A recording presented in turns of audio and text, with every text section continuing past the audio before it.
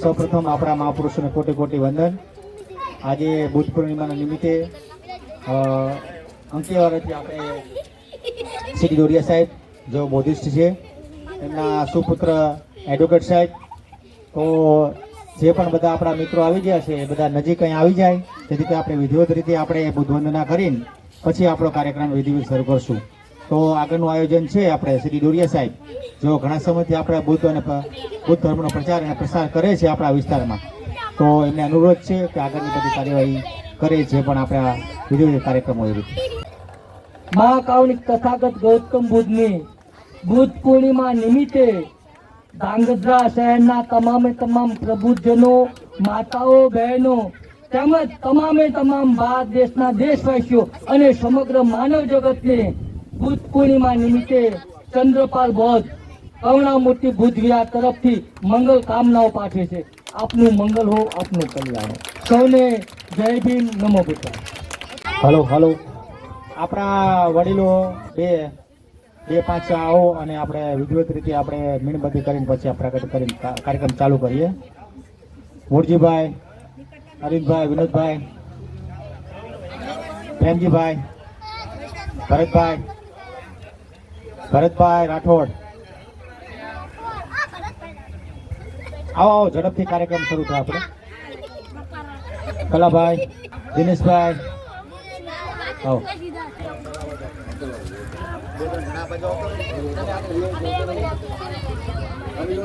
એક બે આવાજ આવતા। જય ભીમ। મહાકાવનિક તથાગત ગૌતમ બુદ્ધની 2570 એટલે કે 2570મી બુદ્ધ પૂર્ણિમા નિમિત્તે ધાંગધ્રામાં આંબેડકર નગર મુકામે ખૂબ જ સરસ આયોજન કરી અને મહાકાવનિક તથાગત ગૌતમ બુદ્ધની બુદ્ધ પૂર્ણિમાનું જ્યારે અહીં ઉજવણીનો પ્રસંગ છે, તો સૌપ્રથમ 5 વડીલોને વિનંતી છે કે તેઓ અહીં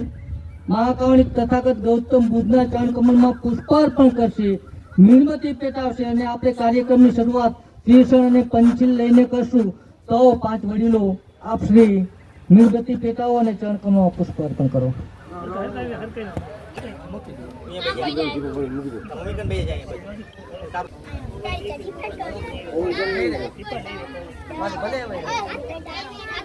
હવે હું મહિલાઓને પણ વિનંતી કરું કે 2 મહિલાઓ ઉભા થશે અને મહાકાવનિક તથાગત ગૌતમ બુદ્ધના ચરણ કમળમાં પુષ્પ અર્પણ કરશે। 2 વડીલ મહિલાઓને, માતાઓને વિનંતી કે તેઓ તમે પણ ઉભા થશો અને મહાકાવનિક તથાગત ગૌતમ બુદ્ધના ચરણ કમળમાં પુષ્પ અર્પણ કરો। 2 વડીલ મહિલાઓ, માતાઓ, બહેનો આવો। જાઓ બાબુ જાઓ।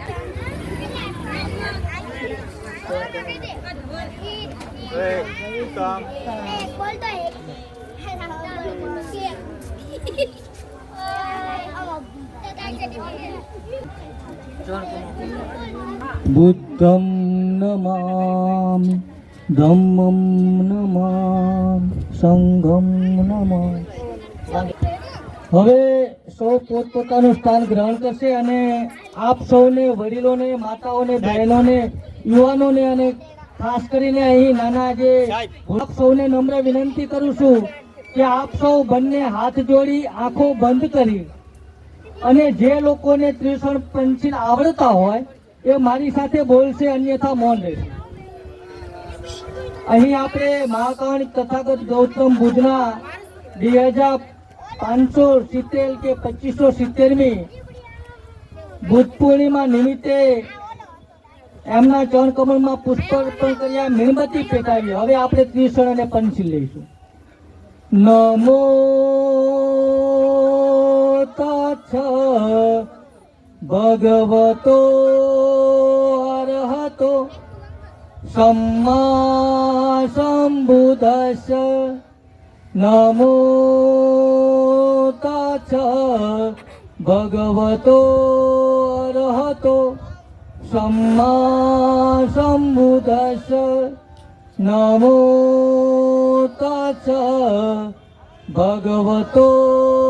अरहतो सम्मा सम्बुद्धस्स बुद्धं शरणं गच्छामि ધમ્મં શરણં ગચ્છામિ સંઘં શરણં ગચ્છામિ દ્વિતીયમ્પિ બુદ્ધં શરણં ગચ્છામિ દ્વિતીયમ્પિ ધમ્મં શરણં ગચ્છામિ દ્વિતીયમ્પિ સંઘં શરણં ગચ્છામિ તૃતીયમ્પિ બુદ્ધં શરણં ગચ્છામિ તૃતીયમ્પિ ધમ્મં શરણં ગચ્છામિ તૃતીયમ્પિ સંઘં શરણં ગચ્છામિ પાણાતિપાતા વેરમણિ સિક્ખાપદં સમાદિયામિ અદિન્નદાના વેરમણિ સિક્ખાપદં સમાદિયામિ કામેષુ મિચ્છાચારા વેરમણિ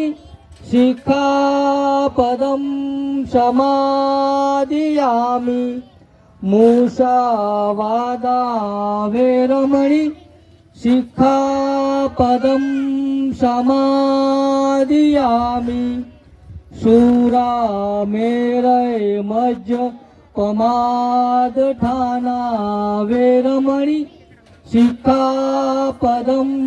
સમાદિયામિ સાધુ સાધુ સાધુ સકારાત્મક પંછી પહેલા હું બોલું છું પછી આપ બોલશો મૈત્રીપૂર્ણ કર્મ કરીને હું મારા શરીરને શુદ્ધ કરું છું મુક્ત હસ્તે દાન કરીને હું મારા શરીરને શુદ્ધ કરું છું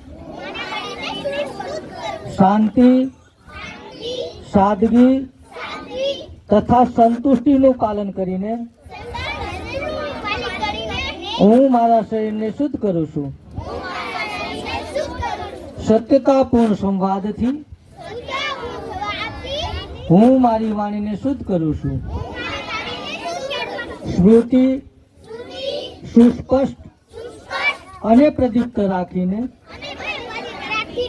હું મારા મનને શુદ્ધ કરું છું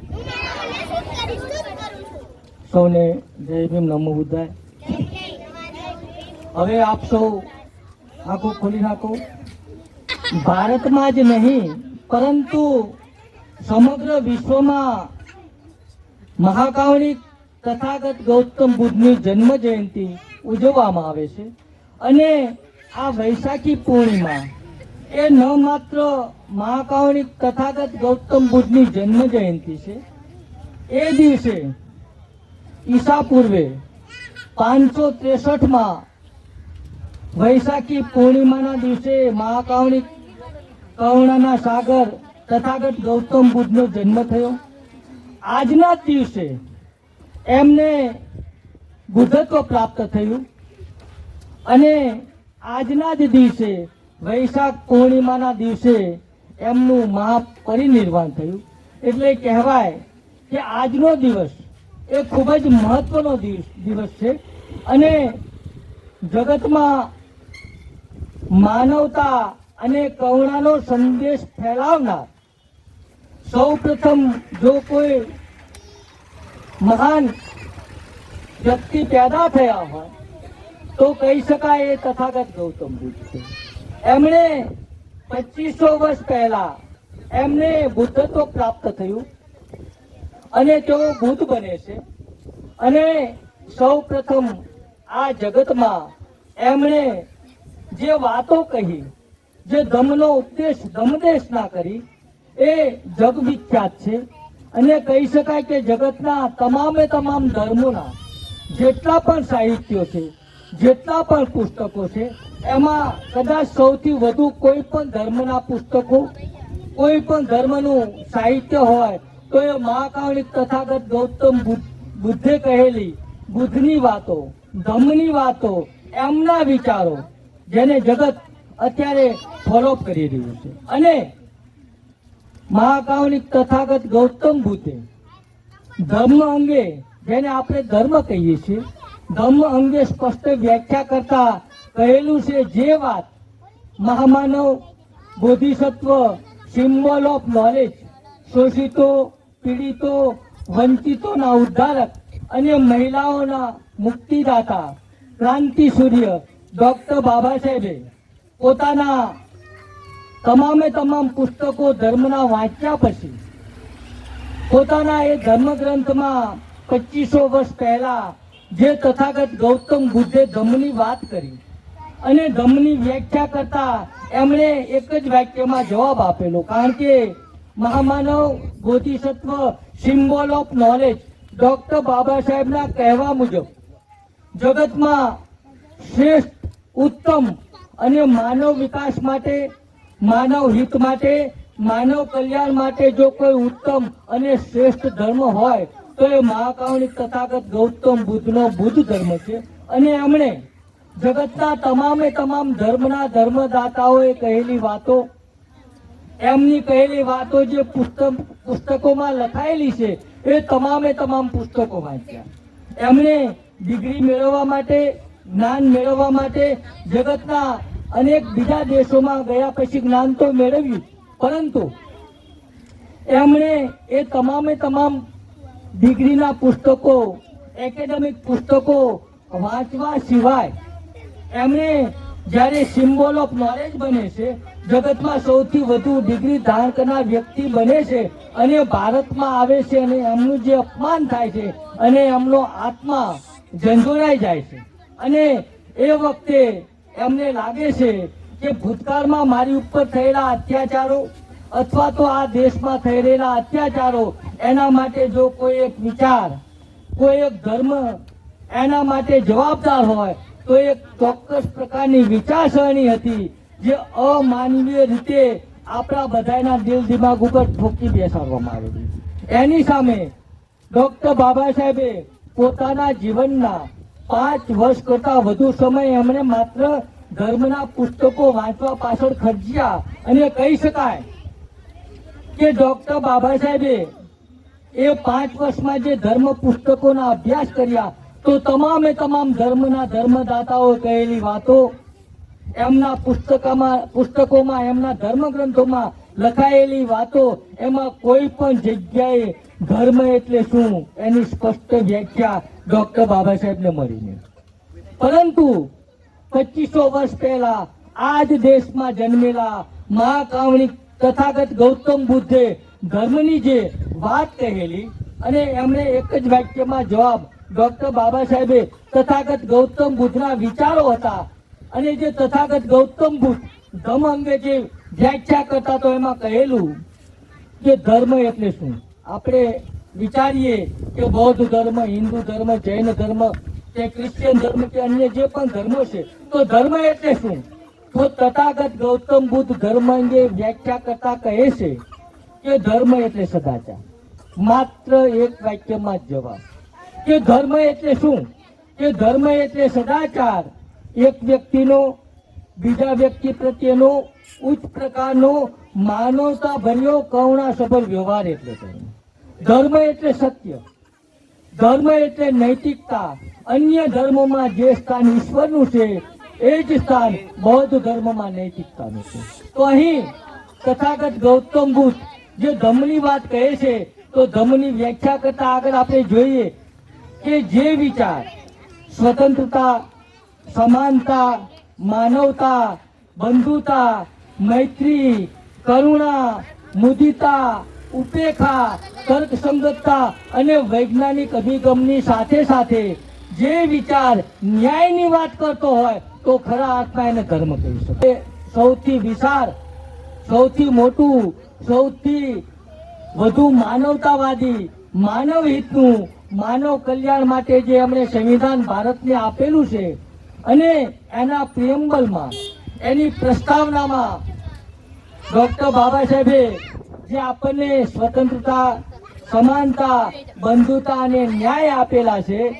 એ પ્રિએમ્બલમાં લખેલી જે વાત છે એ મહાકાવનિક તથાગત ગૌતમ બુદ્ધની વાત છે. અને ડોક્ટર બાબા સાહેબ જ્યારે ભારતીય સંવિધાન સંસદ સભાને સુપ્રત કરી અને બહાર આવે છે ત્યારે કોઈ એક પત્રકાર એમને સવાલ કરે છે કે ડોક્ટર બાબા સાહેબ, તમે જગતનું શ્રેષ્ઠ, જગતનું સૌથી મોટું, સૌથી વધુ માનવ હિતનું, માનવ કલ્યાણનું જે ભારતીય સંવિધાન બનાવેલું છે અને એવી વાતો થાય છે, ડોક્ટર બાબા સાહેબને એક પત્રકાર સવાલ કરે છે કે તમે જે ભારતીય સંવિધાનના આમુખમાં સ્વતંત્રતા, સમાનતા, બંધુતા અને ન્યાય જેવી બાબતો કહેલી છે એ તો તમે ફ્રાન્સની ક્રાંતિમાંથી લીધેલી છે. તે ડોક્ટર બાબા સાહેબ સ્પષ્ટતા કરતા કહેલી એ વાત છે કે જે મેં ભારતીય સંવિધાનના પ્રિએમ્બલમાં, પ્રસ્તાવનામાં, એના આમુખમાં સ્વતંત્રતા, સમાનતા, બંધુતા અને જે ન્યાયની વાત લખેલી છે એ મારા આદર્શ, મારા ગુરુ, મારા શાસ્ત્રા મહાકારુણિક તથાગત ગૌતમ બુદ્ધના વિચારોમાંથી લીધેલી વાત છે અને મેં જગતને આપેલી છે. સાથે સાથે એમણે કહેલું કે હું ભારતના યુવાનોને ધર્મ પ્રત્યે બેદરકાર જોઉં છું ત્યારે મારું હૃદય ફાટી જાય છે. ડોક્ટર બાબા સાહેબની આ વાત છે સાહેબ. એમણે કહે છે કે હું ભારતના યુવાનોને ધર્મ પ્રત્યે બેદરકાર જોઉં છું ત્યારે મારું હૃદય ફાટી જાય છે. હું જે ભારતના લોકોને જે પણ કાંઈ આપી શક્યો છું એ મારી અંદર રહેલી ધાર્મિક લાગણીના કારણે આપી શક્યો છું અને એ બૌદ્ધ ધર્મની વાત હતી. તો તથાગત ગૌતમ બુદ્ધના વિચારોમાંથી જે ભારતીય સંવિધાન બનેલું છે અને ડોક્ટર બાબા સાહેબનું જ્યારે બરોડા સ્ટેટમાં અપમાન થાય છે તો ભૂતકાળમાં એમની ઉપર થયેલા અત્યાચારો, અન્યાય, બાળપણમાં જ્યારે સ્કૂલમાં બેસવા નથી દેતા, કારણ કે હું આ જાજી વાતો એ નહીં કહું, કારણ કે મારી કરતા તો તમે શહેરમાં રહેલા છો, રહો છો અને વધુ ભણેલા પણ હશો. મારી કરતા ડોક્ટર બાબા સાહેબ વિશે તમને કદાચ વધુ માહિતી હશે પણ ખરી. પરંતુ આજે બુદ્ધ પૂર્ણિમા નિમિત્તે હું મહાકારુણિક તથાગત ગૌતમ બુદ્ધની સાથે સાથે બોધિસત્વ, સિમ્બોલ ઓફ નોલેજ ડોક્ટર બાબા સાહેબની વાત પણ કહેતો રહી. કારણ કે 2500 વર્ષ પહેલા જે જગતને ધમ આપેલો અને કહી શકાય કે એ વખતે સંપૂર્ણપણે લોકશાહી હતી અને એ સમયની આ વાત છે. કપિલ વસ્તુમાં, શાક્ય જનપદમાં, એ ગણરાજ્યમાં હતા અને એમણે જ્યારે તથાગત ગૌતમ બુદ્ધે પણ પોતાની વાત કરતા કહે છે કે મારી પહેલા પણ હજારો બૌદ્ધો થયેલા છે. જો તમે એક મહાન વિચારક છે જેને જગતને સૌથી શ્રેષ્ઠ ધર્મ આપેલો છે, એ કહે છે કે મારી પહેલા પણ હજારો બૌદ્ધો થયેલા અને મારી પછી પણ હજારો બૌદ્ધો થશે. પરંતુ તથાગત ગૌતમ બુદ્ધ જે શાક્યમુનિ બુદ્ધ છે, જે સિદ્ધાર્થ છે, જેને બુદ્ધત્વ પ્રાપ્ત થયા પછી એ રાજઘરાનાના હોય અને જ્યારે રાજપાટ છોડી ગૃહ ત્યાગ કરે છે અને એ ગૃહ ત્યાગ આપણે ઘણી વખત સાંભળીએ છીએ અને કદાચ ઘણા બધા લોકોને આ વાત એટલા માટે ખબર નહીં હોય કારણ કે ભણવામાં પણ એ વાતો આવતી હતી કે તથાગત બુદ્ધ નાના હતા અને રથમાં બેસી અને ફરવા જતા અને એ વખતે એમણે 3-4 દ્રશ્યો જુએ છે. કોઈ વૃદ્ધ હોય એમને જુએ છે, કોઈ ગરીબને જુએ છે, કોઈ મૃત શૈયા જુએ છે અને એમનું હૃદય પીગળી જાય છે. પણ આ વાત ખોટી છે, કારણ કે ડોક્ટર બાબા સાહેબે જગતને જે મહાન ગ્રંથ ભેટ આપેલો છે પોતાના જીવનના અંતિમ દિવસોમાં, the Buddha and his Dhamma, એમાં એમણે સ્પષ્ટ લખે છે કે તથાગત ગૌતમ બુદ્ધે ગૃહ ત્યાગ એટલા માટે કરેલો કે એ વખતે એક બાજુ કોલીય કુળ ને એક બાજુ શાક્ય કુળ, એ બંને વચ્ચે એક રોહિણી નદી વહેતી હોય છે અને એ નદીના પાણી માટે દર વર્ષે શાક્યો અને કોલીઓ વચ્ચે યુદ્ધ થતું હોય છે અને એ વખતે તથાગત ગૌતમ બુદ્ધ એ સંઘના સદસ્ય હોય છે અને સંઘના સદસ્ય હોવાના કારણે તેઓ કહે છે કે ભાઈ યુદ્ધથી કોઈ પણ સમસ્યાનું સમાધાન થઈ શકશે નહીં અને એમણે એ વખતે ગૃહ ત્યાગ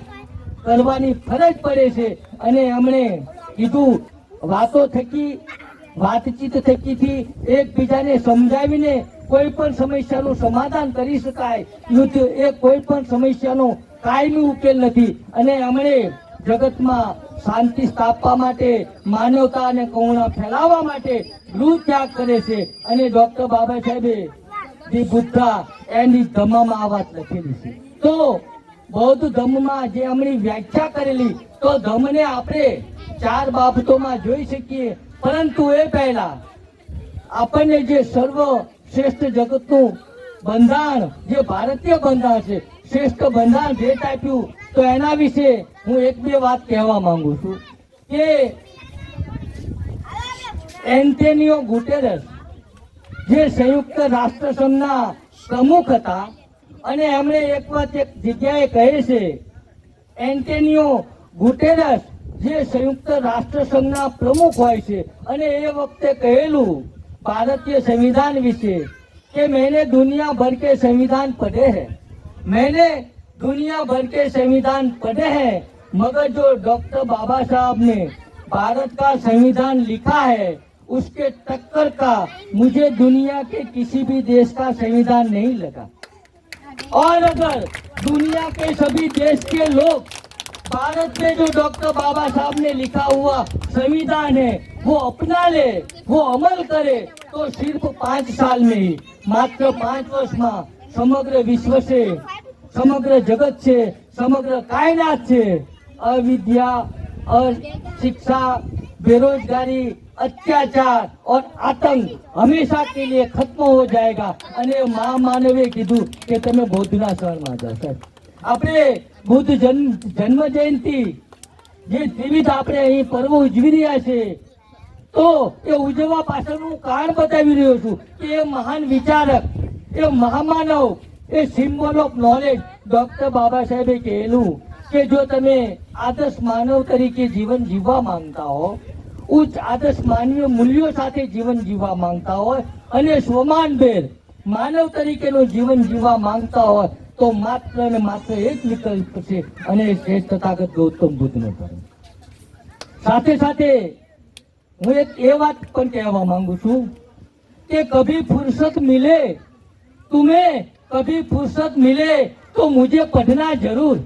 तुम्हें कभी फुर्सत मिले तो मुझे पढ़ना जरूर. तुम्हारे बेशुमार, तुम्हारे बेहिसाब, तुम्हारे बेशुमार, तुम्हारे बेहिसाब उलझनों का मैं समाधान हूँ, मैं भारत का संविधान हूँ. અને યુવાનો, માતાઓ, બહેનો, આપને નમ્ર વિનંતી છે કે જીવનમાં એક વખત તમે ડોક્ટર બાબા સાહેબે લખેલું ભારતીય સંવિધાન વાંચો. અને ડોક્ટર બાબા સાહેબે 14મી ઓક્ટોબર 1956 ના રોજ, કારણ કે એમણે જગતના તમામે તમામ ધર્મના ધર્મદાતાઓએ કહેલી વાત,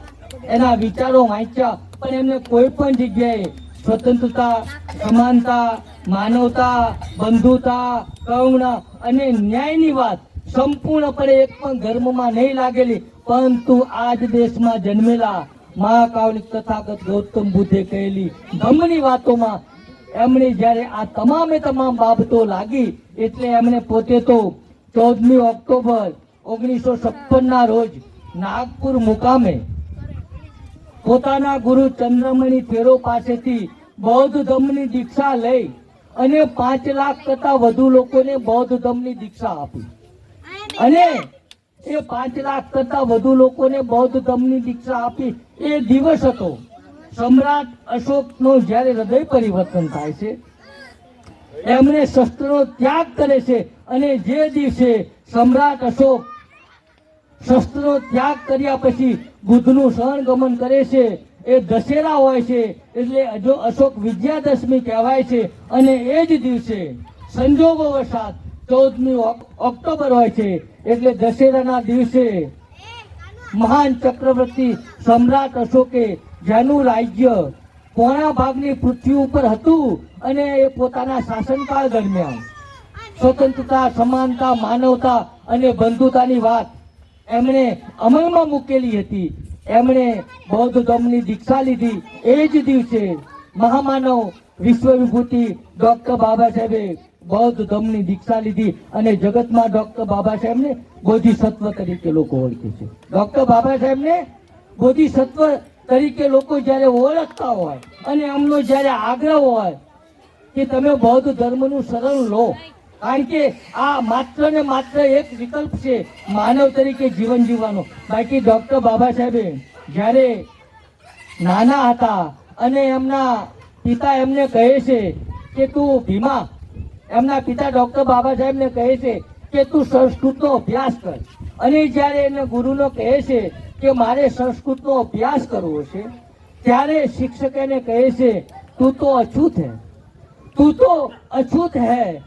તું સંસ્કૃત પઢ કે ક્યાં કરેગા. અને એ વાતનો જવાબ એ ભીમરાવ નાની ઉંમરે એ બાલ્યાવસ્થામાં હોય ત્યારે નથી આપતા, પરંતુ જ્યારે ડોક્ટર બાબા સાહેબ ભારતીય સંવિધાન આ દેશને સંસદ સભાને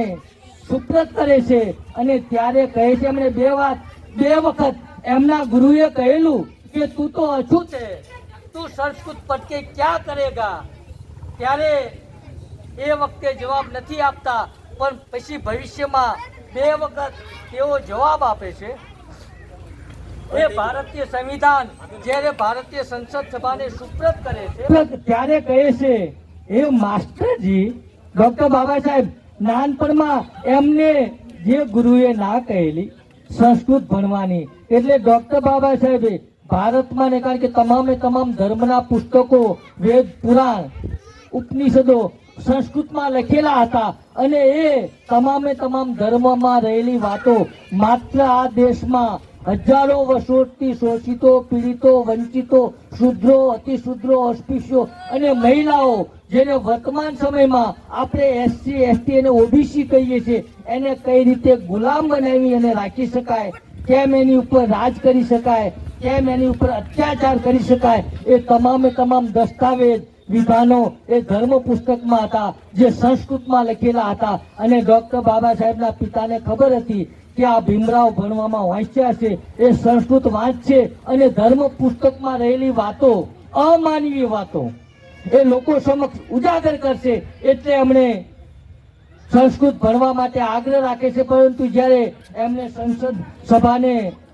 ભારતીય સંવિધાન સુપ્રત કરે છે ત્યાં ડોક્ટર બાબા સાહેબ એના ગુરુએ ના પાડેલી અને કહેલું કે તું અછૂત હે, તું સંસ્કૃત પઢ કે ક્યાં કરેગા. બાબા સાહેબ કહે છે કે માસ્ટરજી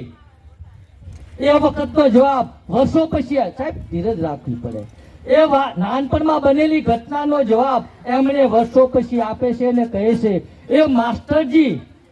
તું जिंदा है या मर गया मुझे पता नहीं,